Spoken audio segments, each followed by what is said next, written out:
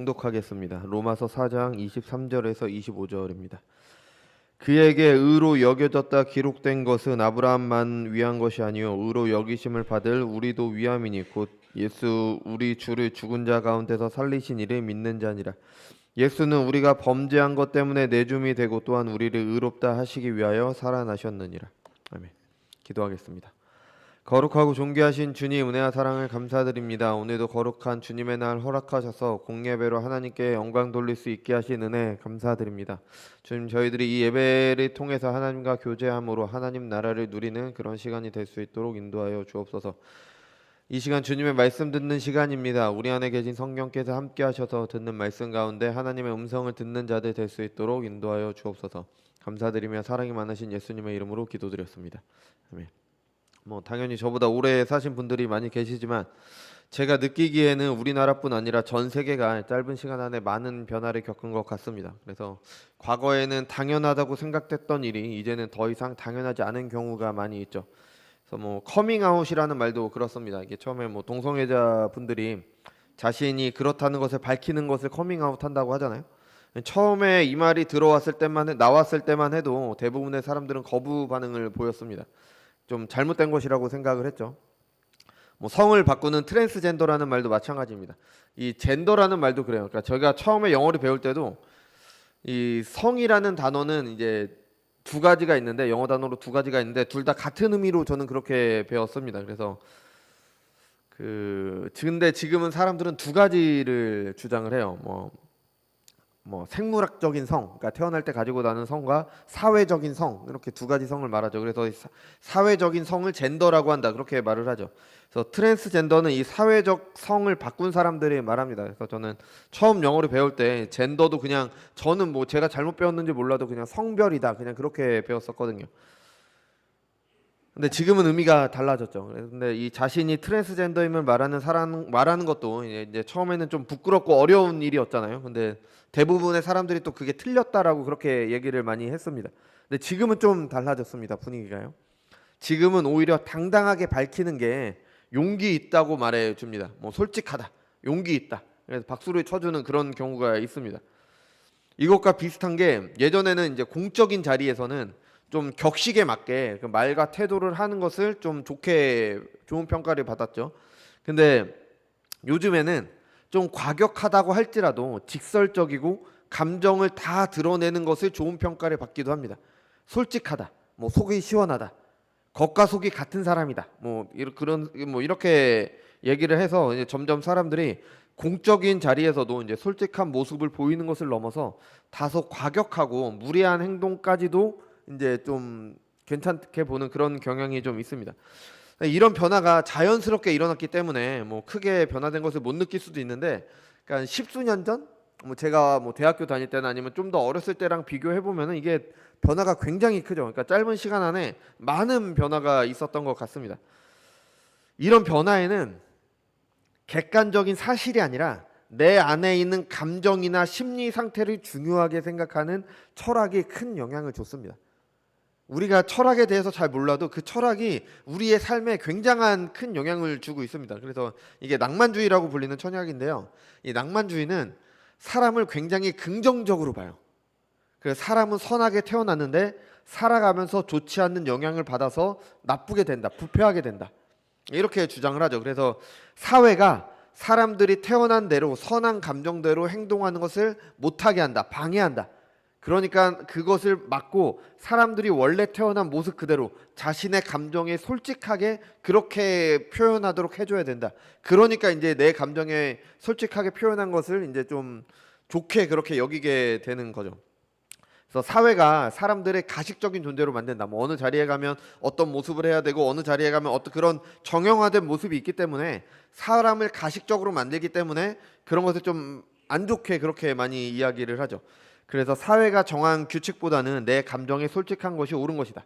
그래서 결론이 나오는 게 커밍아웃을 하는 사람들이나 공적인 자리에서 과격하게 말과 행동을 하는 것은 내 감정에 솔직한 것이니까 좋은 거다, 이렇게 얘기를 하죠. 그래서 이런 생각들이 이제 우리 사회 전반에 큰 영향을 줬습니다. 이 큰 영향을 줄 수밖에 없는 게 이 낭만주의 철학자 중에 한 명이 장자크 루소라는 분이 계세요. 이 장자크 루소는 철학자이기도 하지만 교육학자예요. 그래서 교육학에서 아주 중요한 크게 영향을 줬어요. 그러니까 우리가 받은 교육이 대부분 이 장자크 루소의 영향을 받은 교육을 받은 거예요. 그러니까 그 교육 아래에서 교육을 받았기 때문에 우리의 기본적인 사고가 이 낭만주의 철학에 영향을 받을 수밖에 없게 되는 거죠. 그래서 이분이 사람은 선하기 때문에 교육받는 사람을 변화시키는 게 아니라 그 사람이 가지고 태어난 능력을 발휘하게 해줘야 된다. 이런 주장을 했습니다. 그러니까 사람의 본성이 좋기 때문에 교육은 그런 본성이 잘 발휘되도록 도와줘야 된다. 요게 그 근대 교육학의 아주 중요한 핵심이었습니다. 그런데 이 루소라는 사람이 어떤 짓을 했냐면 자기 아이가 5명이 있었습니다. 이 5명의 아이를 다 자기가 안 키우고요. 그냥 보육시설에 보냈습니다. 그러니까 책임을 안 진 거예요. 그러면서 한 말이 사회가 내 아이들을 책임져 주지 않아서 내 아이들이 비참해졌다. 이런 말을 했던 사람입니다. 이런 말을 했던 사람이 아이들의 교육에 아주 영향을 크게 줬다는 게 참 아이러니한 일이죠. 그러니까 뭔가 좀 이상해 보이지만 어쨌든 이 사람의 영향을 많이 받았습니다. 그래서 이 낭만주의가 제가 느끼기에는 내면에 있는 목소리를 들어라. 너 자신에게 집중해라. 이런 얘기 있잖아요. 그러니까 이게 뉴에이지거든요. 뉴에이지가 다른 게 아니라 내 안에 있는 뭔가를 이렇게 발현해라. 이게 바로 뉴에이지예요. 그러니까 이게 약간 좀 이렇게 비슷해 보이기도 합니다. 그죠? 근데 성경이 뭐라고 얘기해요? 성경은 그렇게 말하지 않습니다. 성경은요, 너의 본성대로 하라가 아니에요. 네 본성대로 하면 너는 죄만 질 뿐이다. 이게 바로 성경의 가르침입니다. 그러니까 정반대되는 거죠. 그러니까 사람은요, 가만히 두면 죄를 행합니다. 여러분 이거 우리를 보면 너무 잘 알잖아요. 사람은 그냥 가만히 있으면은 죄 짓는 게 너무 쉬워요. 너무 편합니다. 솔직히 말해서 우리 죄 짓는 게 편해요? 죄 안 짓는 게 편해요? 하나님의 말씀에 순종하는 게 편합니까? 아니면은 죄를 짓는 게 편합니까? 죄 짓는 게 더 편합니다. 솔직히 말해서. 남을 돕는 것보다 내가 더 잘 먹고 잘 사는 게 중요하잖아요. 근데 그거 잘못된 거잖아요. 다른 사람이 도와야 되는 거잖아요. 내가 죄 짓는 게 너무나 편해요. 이게 사람의 본성인 겁니다. 그래서 성경은 이렇게 얘기하죠. 만물보다 거짓되고 심히 부패한 것은 마음이라 누가 능히 이를 알리오마는. 예레미야 말씀이죠. 예수님께서도 말씀하셨습니다. 입으로 들어가는 것이 사람을 더럽게 하는 것이 아니라 입에서 나오는 그것이 사람을 더럽게 하는 것이니라. 그러니까 이 유대인의 그 장로의 유전 중에 손 씻고 음식을 먹어야 된다라는 그런 게 있어요. 그러니까 예수님의 제자들이 지키지 않자 아니 왜 당신의 제자들은 손을 씻고 먹지 않습니까? 입으로 들어가는 게 사람을 더럽게 하는 게 아니라 더러운 사람의 마음에서 나오는 게 사람을 더럽게 하는 거다. 사람이 원래 죄인이기 때문에 죄를 범하는 거예요.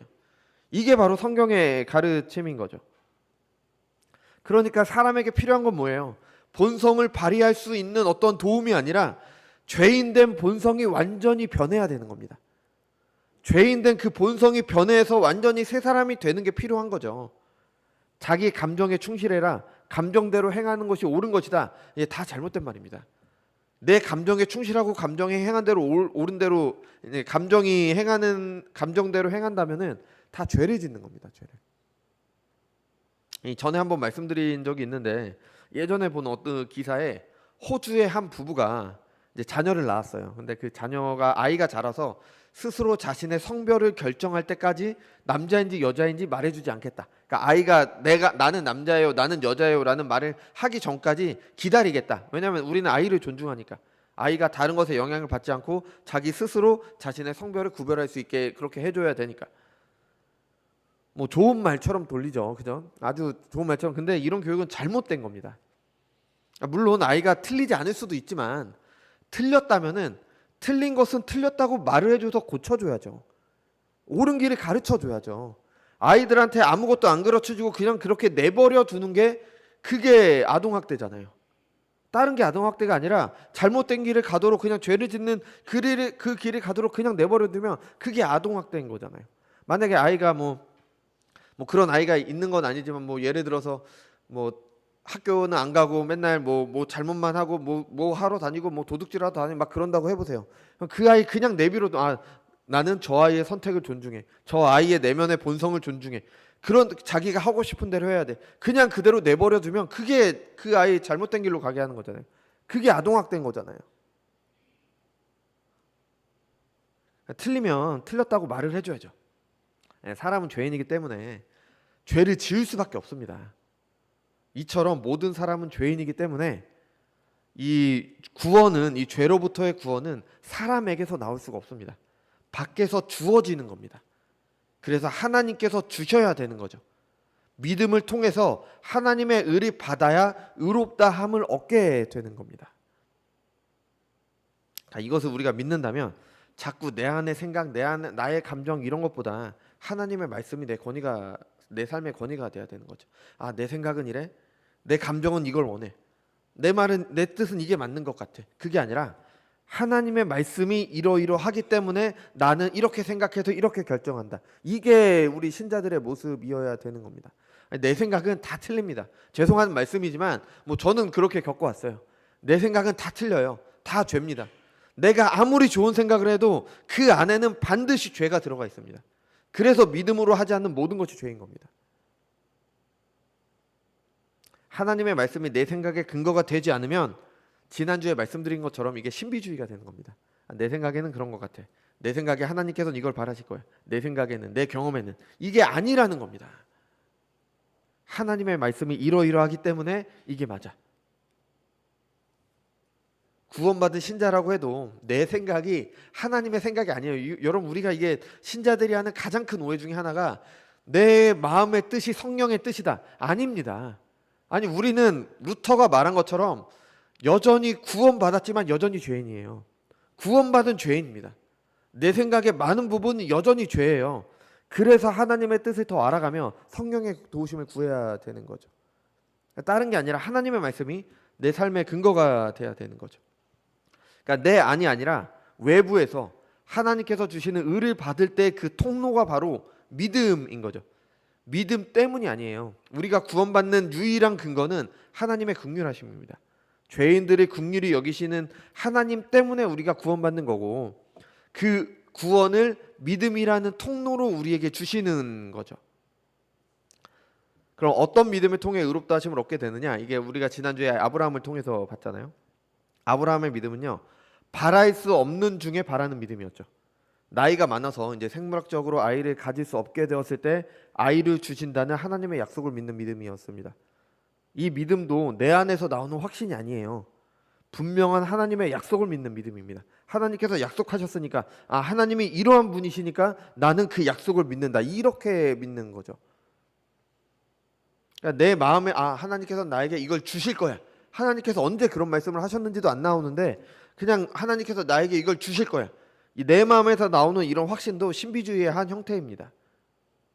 우리의 믿음은 유일한 하나님의 계신 성경과 그 성경을 알도록 하시는 성령의 조명하심에 근거해야 되는 거예요. 하나님의 말씀 있는 고지 그대로 그렇게 보는 게 아니라 성령의 조명하심을 통해서 그 말씀이 내 안에서 깨달아질 때 그걸 믿는 겁니다. 그러면은 그거는 신비주의가 아닌 거예요. 근데 내가 내 마음대로 내가 확신하는 거, 이건 신비주의인 겁니다. 어떻게 구분하냐? 구분하기 어렵죠. 당연히 어렵습니다. 그래서 우리는 늘 하나님의 말씀을 읽고 성령의 조명하심을 구하는 거죠. 하나님의 약속이 있다 해도 바랄 수 없는 중에 그 약속을 믿는 것은 사람의 이해를 뛰어넘는 영역이기 때문에 신비입니다. 아니, 아무리 하나님께서 약속을 하셨어도 내가 100살이고 내 아내는 그 임신할 가능성이 전혀 없는데 어떻게 그 약속을 믿을 수 있습니까? 하나님께서 약속하셨으니까. 근데 우리가 어떻게 그 하나님을 믿을 수가 있어요? 신비로운 거죠. 우리가 이해가 안 되는데 어떻게 믿어요? 근데 믿어지는 겁니다. 그러니까 믿음이 신비인 거예요. 신비랑 신비주의는 다릅니다. 기독교는 신비의 종교예요. 아니, 아무리 생각해도 사람이 생각하기에 인간적인 모든 방법이 끊기고 어떻게 이루어질 수 없는데 하나님께서 약속하셨으니까 믿는다? 누가 이렇게 믿을 수 있겠어요? 이건 말이 안 되는 거잖아요. 그래서 신비인 거죠. 아브라함은 그럼 어떻게 하나님의 약속을 믿었을까요? 약속하신 하나님을 믿었기 때문입니다. 하나님을. 우리도 사람을 믿으면 그 사람의 말을 믿잖아요. 그죠? 그러니까 말하는 사람을 믿지 못하면 당연히 그 사람이 하는 말도 믿지 못합니다. 가능성이 제로인데도 하나님의 약속을 믿은 것은 그 약속하신 하나님이 약속을 반드시 이루시는 분임을 믿었기 때문인 거죠. 이제 오후에 오늘은 믿음에 대해서 살펴볼 건데 그때도 말씀드리겠지만 이 믿음은요, 우리가 하나님을 믿는 겁니다. 우리가 많이 오해하는 것 중에 하나가 하나님을 믿으면 이런 복을 받는다. 그래서 하나님을 믿는다라고 생각하는 것은 하나님을 믿는 게 아니라 하나님을 믿음으로 내가 얻을 수 있는 것을 믿는 겁니다. 그러니까 우리가 가끔 이제 어떤 사람들한테 뭐 복음을 전하거나 그럴 때, 너 예수 믿으면은 너 이렇게 잘 살고 이렇게 될 수가 있어. 이거는 잘못된 방식이라는 거예요. 예수를 믿으면 이런 혜택이 주어져. 그럼 이런 혜택을 받기 때문에 믿어야 된다라고 얘기를 하는 거예요. 그럼 예수님을 믿는 게 아니라 이런 혜택을 믿는 겁니다. 아이들은 부모들을 믿잖아요. 그죠? 아이들이 왜 부모를 믿어요? 부모니까 믿는 거죠. 아니, 저 부모는 나를 잘 양육해 줄 거니까 내가 저 부모를 믿어야 돼. 이래서 부모를 믿는 게 아니잖아요. 그냥 내 부모니까. 내 부모니까 사랑하고 내 부모니까 믿는 거잖아요. 너무 당연한 거잖아요. 우리가 하나님을 믿는 게 그렇다니까요. 그냥 하나님이니까 믿는 겁니다. 하나님이니까. 하나님께서 내게 이런 것을 해주실 테니까 믿는, 당연히 해주시죠. 그거는 두 번째 문제예요. 나는 그냥 하나님을 믿는 거예요. 하나님을. 아브라함의 이런 믿음에 대해서 말한 바울은요, 우리가 이 아브라함의 믿음에 대해 알아야 되는 이유를 말해 주죠. 23절입니다. 그에게 의로 여겨졌다 기록된 것은 아브라함만을 위한 것이 아니요 의로 여기심을 받을 우리도 위함이니. 아브라함이 믿음에 대한 이 구약의 말씀은 당연히 기록된 거죠. 그러니까 이 말씀이 기록된 이유는 아브라함을 위한 것은 아닙니다. 왜냐하면 이거는 아브라함이 기록한 게 아니라 아브라함 후대 모세가 기록한 거잖아요. 이거 모세오경이라고 하니까 모세가 창세기를 기록했으니까요. 근데 어떤 방식으로 모세에게 이런 계시를 주셨는지는 알 수 없어요. 뭐 성령께서 뭐 바로 알도록 하셨는지 아니면 뭐 이전에 내려오던 여러 가지 구전들을 통해서 그것을 기록할 때 성령께서 조명하셨는지 감동하셨는지는 모릅니다. 그 방식은 모르지만 어쨌든 그 모세를 통해서 기록을 하도록 하셨죠. 그러니까 아브라함은 이 기록을 보지도 못했어요. 그러니까 이 기록은 아브라함을 위한 게 아니라 이 기록을 읽는 사람들, 모세 시대의 이스라엘 백성들, 그리고 그리스도를 믿는 믿음으로 아브라함의 영적 후손이 되는 모든 교회들을 위해서 이 기록을 남겨주신 거죠. 그러니까 신자들이, 그러니까 우리가 왜 아브라함에 대한 믿음을 알아야 되기 때문에 이 기록된 계시로 주신 겁니다. 왜 알아야 될까? 우리가 왜 아브라함의 믿음을 알아야 될까요? 아브라함과 같은 믿음으로 의롭다 하심을 받기 때문입니다. 우리의 믿음이 무엇이냐? 아브라함과 같은 믿음입니다. 그럼 그 믿음이 무엇인지 보기 위해서 아브라함의 믿음을 기록을 해주신 거죠. 그래서 아브라함이 우리의 믿음의 조상인 겁니다. 우리와 같은 믿음으로 의롭다 하심을 받았기 때문에. 그럼 그 믿음이 무엇이냐? 24절 하반절에서 25절에서 말합니다. 곧 예수 우리 주를 죽은 자 가운데서 살리신 이를 믿는 자니라. 예수는 우리가 범죄한 것 때문에 내줌이 되고 또한 우리를 의롭다 하시기 위하여 살아나셨느니라. 아멘. 바로 예수님께서 우리의 죄 때문에 죽으시고 부활하신 것을 믿는 믿음이 바로 아브라함의 믿음과 같은 믿음인 겁니다. 이거는 뭐 4장 17절에서 말한 그대로죠. 그가 믿는 바 하나님은 죽은 자를 살리시며 없는 것을 있는 것으로 부르시는 이시니라. 그리스도의 죽으심과 부활하심, 한마디로 하면 십자가잖아요. 십자가를 믿는 믿음이 바로 아브라함의 믿음과 본질적으로 동일한 우리의 믿음입니다. 이 믿음으로 의롭다 하심을 얻게 되는 거죠. 아니, 아브라함이 어떻게 십자가를 믿습니까? 아브라함이 살아있을 때는 그 예수님께서 태어나지도 않으셨는데 아브라함이 어떻게 일어나지도 않는 일을 믿을 수가 있습니까? 아들 이삭에 대한 약속을 통해서 십자가를 미리 보고 믿었습니다. 그래서 이것도 지난주에 조금 자세히 설명을 드렸죠. 이게 어떻게 가능합니까? 가능합니다. 성경이 그렇게 말하고 있으니까요. 이거는 신비주의가 아닙니다. 왜냐하면 성경에 근거하기 때문에. 성경이 그렇게 말하잖아요. 같은 믿음이었다고. 그러니까 같은 믿음이었던 아브라함도 아들 이삭에 대한 약속을 통해서 십자가를 바라봤구나. 우리는 그렇게 알 수가 있는 거죠. 그러니까 믿음이 신비인 겁니다. 여러분, 그리스도의 십자가를 믿는다? 우리 너무 당연한 일이잖아요. 여기 십자가 안 믿는 분 안 계시잖아요. 그죠? 예수님께서 왜 십자가에 죽으셔야 했습니까? 우리의 죄 때문입니다. 우리의 죄의 값을 대신하시기 위함입니다. 하나님께서 예수님을 죽은 자 가운데서 일으키셨습니다. 다시 살리셨습니다. 이것이 무엇을 말해줍니까? 두 가지를 확증해 줍니다.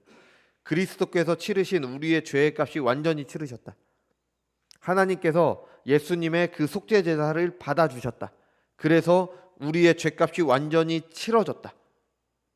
이게 그리스도의 죽으심과 부활하심을 믿는 신자들은 하나님께서 의롭게 여겨주신다는 확실한 증거가 바로 이 부활이 되는 거죠.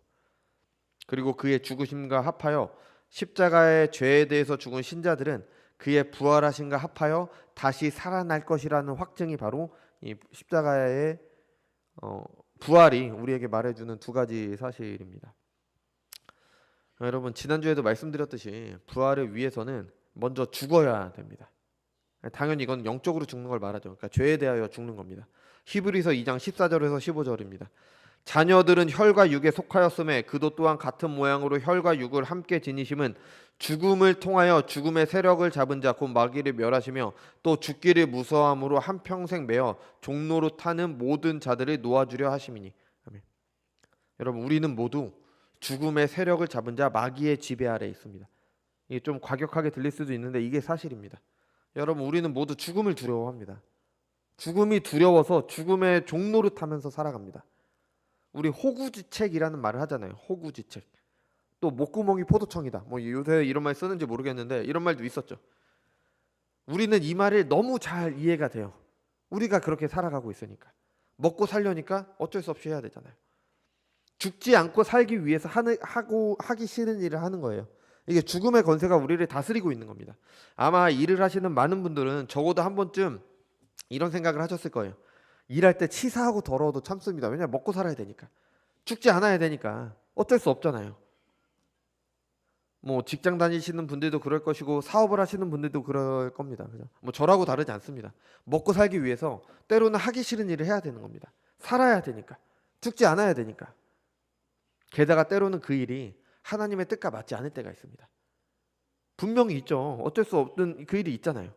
그럴 때 우리는 먹고 살기 위해서 하나님의 법을 어기는 걸 당연하게 생각합니다.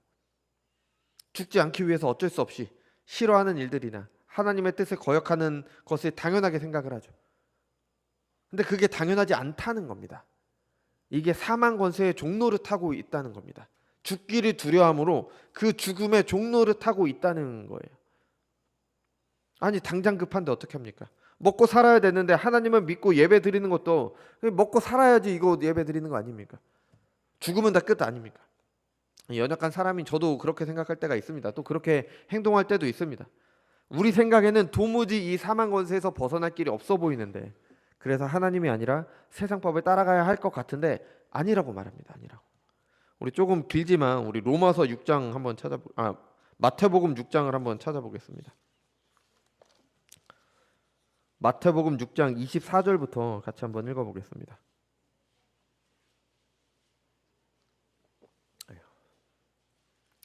마태복음 6장 24절입니다. 24절부터 34절까지 한 절씩 봉독하겠습니다. 한 사람이 두 주인을 섬기지 못할 것이니 혹 이를 미워하고 저를 사랑하거나 혹 이를 중히 여기고 저를 경히 여김이라. 너희가 하나님과 재물을 겸하여 섬기지 못하느니라.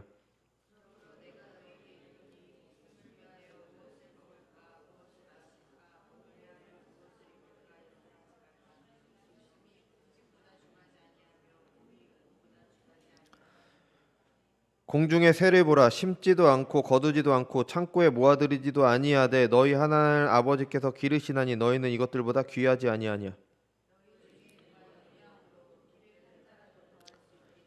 또 너희가 어찌 의복을 위하여 염려하느냐. 들의 백합화가 어떻게 자라는가 생각하여 보라. 수고도 아니하고 길쌈도 아니하느니라.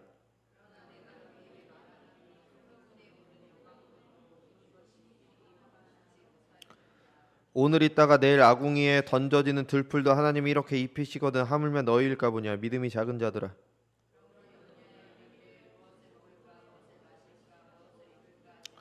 이는 다 이방인들이 구하는 것이라. 너희 하늘 아버지께서 이 모든 것이 너희에게 있어야 할 줄을 아시느니라.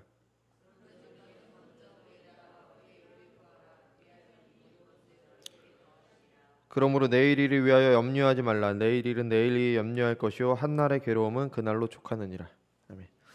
여러분께서 저야 뭐 세상 물정 몰라서 이런 소리는 한다고 하실 수도 있지만 예수님께서 세상 물정을 몰라서 이런 말씀을 하셨을까요? 아니잖아요.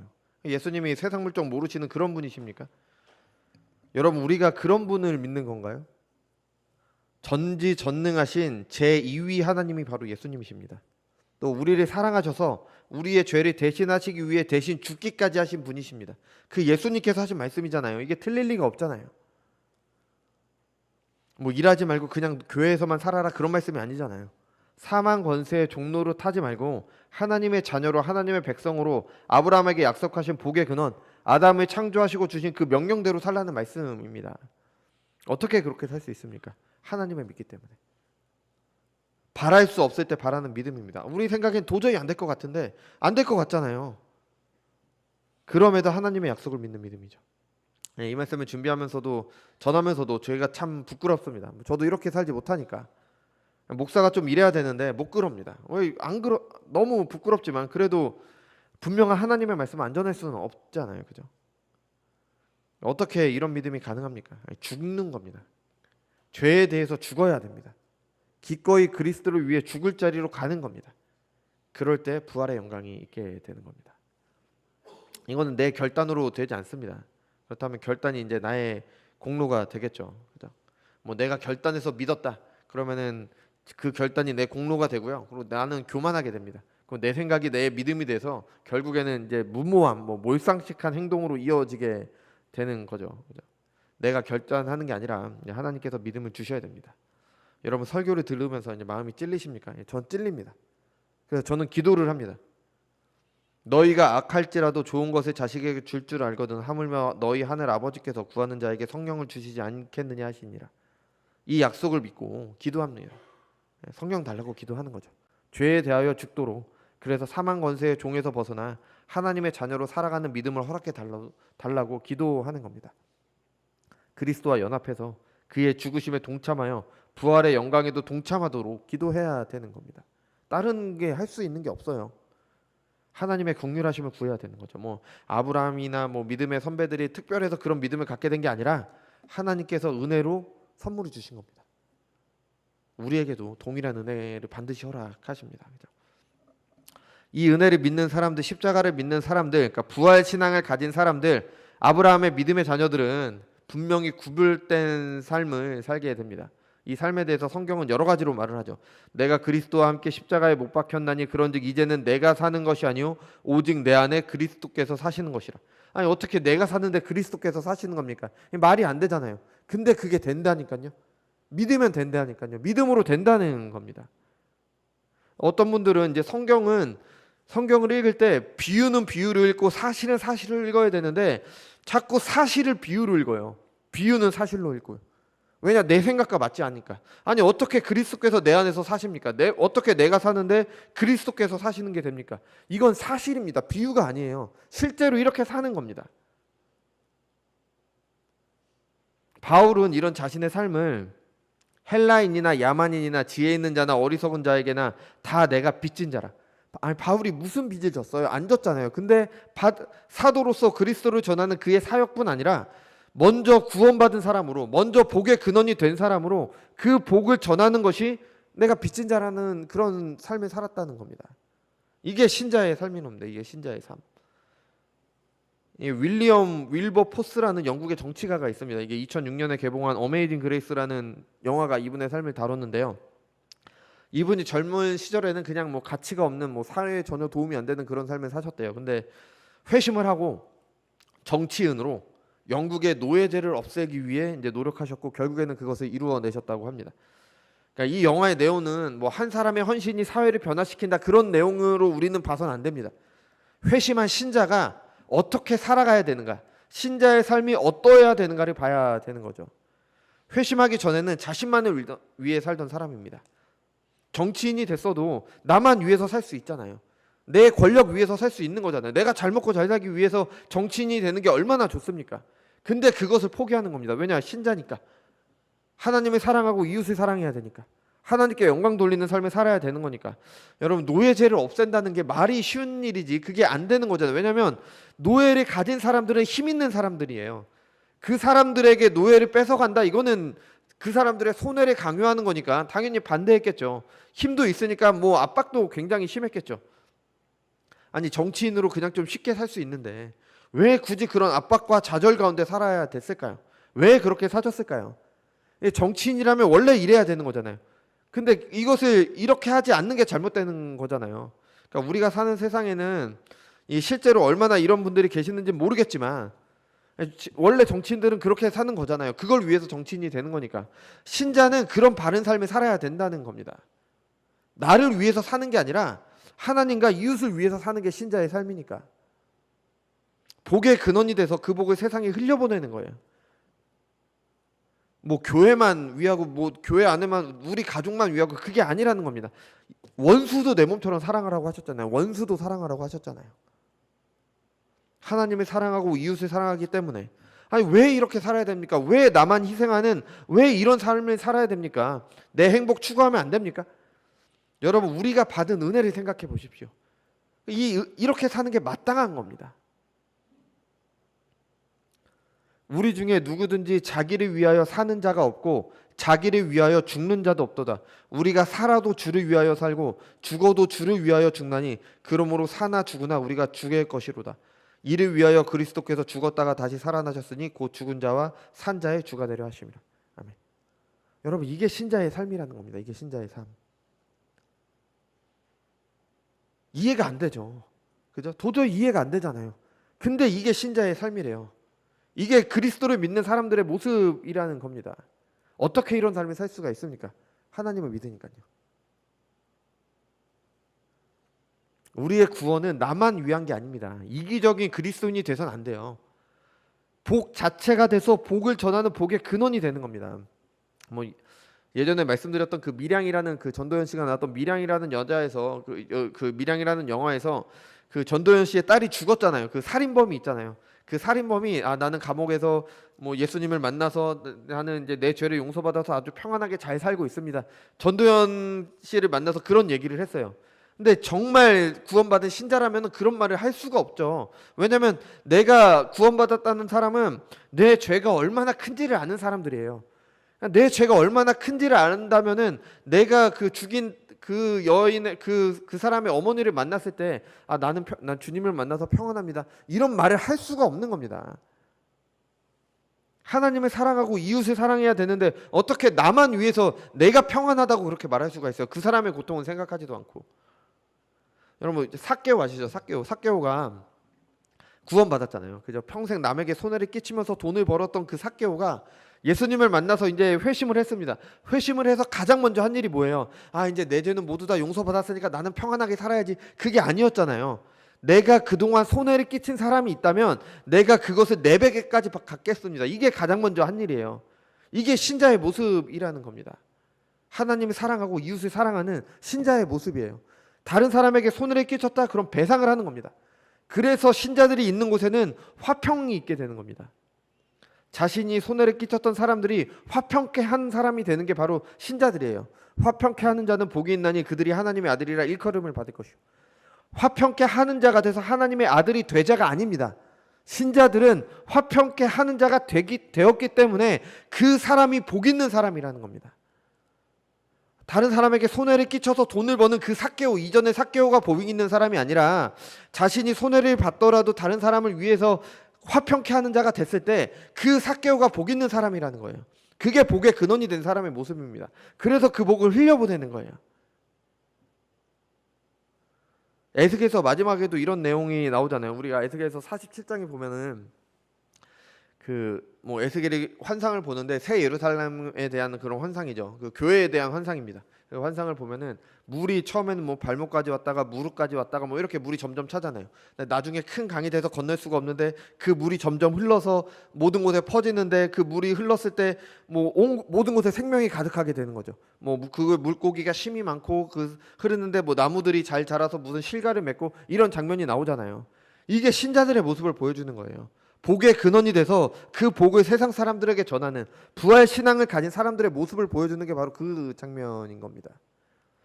여러분 신자들은 나를 위해서 사는 게 아니라 그리스도를 위해서 삽니다. 신자들은 나를 사랑하는 게 아니라 하나님을 사랑하고 이웃을 사랑하는 게 바로 신자들인 겁니다. 그게 바로 하나님 나라예요. 생명의 물이 흐르기 위해서 생명의 물이 가득해야 됩니다. 죄와 허물로 죽은 사람들은 어느 목사님의 표현처럼 독만 내뿜는 셈, 오염수인 겁니다. 스스로 바뀔 수가 없어요. 내가 결단한다고 바뀌는 게 아닙니다. 이스라엘이 홍해를 건너서 처음 만난 물이 마라의 쓴물이었잖아요.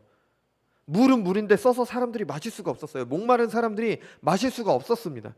여러분, 교회가 이 마라의 쓴물처럼 돼서는 안 됩니다. 세상은 죄와 사망의 권세에 신음하고 있습니다. 고통당하고 있죠. 목말라 있습니다. 물을 찾고 있어요. 자신들이 비참함 중에 살아나는 것도 모른 채, 복음이 필요하다는 것도 모른 채 교회를 욕하고 그리스도를 무시하고 있습니다. 목말라 있는 겁니다. 목말라 있어요. 근데 교회가 마라의 쓴물이 되었기 때문에 목마른 사람들이 교회에서 생명수를 마시지 못하는 건 아닐까요? 그러니까 사람들이 오히려 더 교회를 욕하고 있는 거 아닙니까? 물을 마시러 왔다가 마시지 못할 세상과 똑같이 독만 내뿜는 셈이 교회니까. 그래서 비난하는 거 아닙니까? 여러분, 마라의 쓴물을 어떻게 마실 수 있게 됐어요? 그냥 물이 그냥 자기 스스로 이렇게 단물로 바뀌었습니까? 여호와께서 모세에게 명하사 나무를, 어떤 정한 나무를 그 물에게 넣었을 때 그 물이 단물이 되었습니다. 그래서 마실 수 있게 된 겁니다. 여러분, 교회도 마찬가지입니다. 교회도 참된 십자가 신앙, 부활의 신앙이 그들에게 들어갈 때 사람들이 마실 수 있는 생명수가 되는 겁니다. 십자가 신앙, 부활 신앙을 가진다는 것은 약간의 행동의 변화만을 말하지 않습니다. 예배를 드리지 않던 사람이 예배를 드리게 되고, 성경을 읽지 않던 사람이 성경을 읽습니다. 기도하지 않던 사람이 기도를 해요. 참 감사한 일이죠. 근데 이런 행동을 한다고 믿음을 가졌다고 장담할 수가 없는 겁니다. 이런 행동을 하기 전에 생각이 바뀌어야 되는 거예요. 사고방식이 바뀌어야 되는 겁니다. 예배를 드리기 싫어하던 사람이 예배를 너무 사모함으로 예배에 나오게 되는 겁니다. 기도를 하지 않던 사람이 이제 내가 기도를 해야겠다라는 생각을 가지게 되는 거예요. 왜? 하나님께 기도해야 되는 거니까. 성경을 읽지 않던 사람이 이 성경이 생명을 주시는 하나님의 말씀이구나. 그래서 성경을 읽게 되는 겁니다. 행동 전에 생각이 바뀌는 거예요. 사고방식이 바뀌는 겁니다. 내가 죽고 내 생각이 죽고 그리스도가 사는 겁니다. 그럴 때 나만 위해서 살던 사람이 하나님의 사랑과 이웃 사랑을 실천해야겠다고 생각이 바뀌기 때문에 복의 근원이 되는 삶을 사는 겁니다. 마음이 변하는 거죠. 예배 드리는 거 너무 감사한 일이지만 억지로 의무감에 와서 앉아서 예배 드리는 것이 정말 하나님께 예배 드리는 겁니까? 내가 마음은 없이 억지로 와서 앉아 있다면 그게 정말 하나님께 예배 드리는 것일까요? 그럼 나는 억지로 와서 예배 드리는 건 아무 의미도 없으니까 하나님께 예배 자리로 와서는 안 되겠다. 그거 아니잖아요. 불신자들은 처음에 예배 자리에 와서 억지로 와서 앉아 있어서 하나님의 말씀을 듣고 회심하게 되는 거잖아요. 물론 그런 과정이 있습니다. 근데 신자들도 그래서 안 되잖아요. 신자들도 마음이 없으니까 예배 순서들에 제대로 참여하지 않습니다. 마음이 없으니까 억지로 하니까 하나님께 굴복됨이 없으니까 예배 시간만큼 지루한 시간이 없죠. 설교가 조금만 길어지면은 이제 큰일이 납니다. 그래서 오늘 저희 독서 모임에서 나오는 말인데, 일주일에 168시간이잖아요. 그죠? 일주일에 168시간이라고 치면은 여러분 설교 시간은 1시간이 안 됩니다. 168시간을 하나님의 말씀을 듣는 시간이 1시간도 안 되는 거예요. 1시간 정도는 들을 수 있잖아요. 그죠? 오늘 설교가 좀 길어서 좀 드리는 말씀이기도 합니다. 예배뿐만이 아니죠. 내가 마음 때문에 하는 겁니다. 내 마음의 생각이 바뀌었기 때문에. 하나님을 마음과 뜻과 힘을 다해 섬기기 때문에 헌금을 하는 겁니다. 하나님을 마음과 뜻과 힘을 다해 섬기기 때문에 봉사를 하는 거고요. 그래서 예배를 드리는 겁니다. 그래서 이웃의 사랑을 실천하는 겁니다. 어떻게 이웃 사랑을 실천할 수 있어요? 왜 내가 손해보면서 이웃을 사랑해야 됩니까? 하나님을 사랑하기 때문에. 내 마음이 그렇게 바뀌었기 때문에. 이젠 내가 복의 근원으로 하나님 사랑과 이웃 사랑을 하면서 살아가야 된다고 생각을 했기 때문에 믿음이 생긴 거죠. 그죠? 억지로 하지 않습니다. 죄에 대하여 죽고 의에 대하여 살았기 때문에 하는 겁니다. 믿음 때문에 하는 거예요. 사고방식이 변해서 하는 거. 나를 위해서 살던 내가 하나님을 사랑하고 이웃을 사랑하기 위해서 하는 겁니다. 내 영광이 아니라 하나님의 영광을 위해서 삽니다.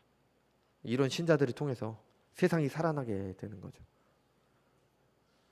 여러분, 믿지 않는 사람들은 인정하지 않을지 몰라도 사실 사람들은 잘못된 것이기는 해도 어느 정도의 부활 신앙을 가지고 있습니다. 죽은 다음의 세상에 대해서 말하는 게 바로 그 증거예요.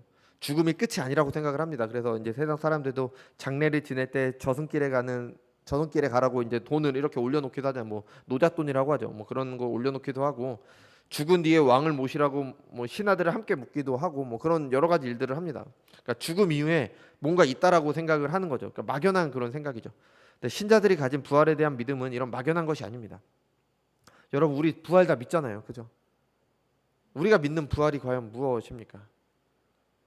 그 나사로의 누이였던 마르다가 있잖아요. 그 마르다가 이제 나사로가 죽자 예수님께서 이제 마르다가 예수님께 말을 합니다.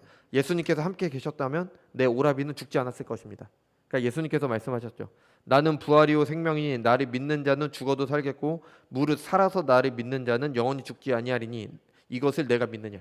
마르다에게 너 부활 믿느냐 말씀하신 겁니다. 마르다가 믿는다고 대답했습니다. 근데 마르다의 믿음은 부활에 대해서 일부만 믿었던 거예요.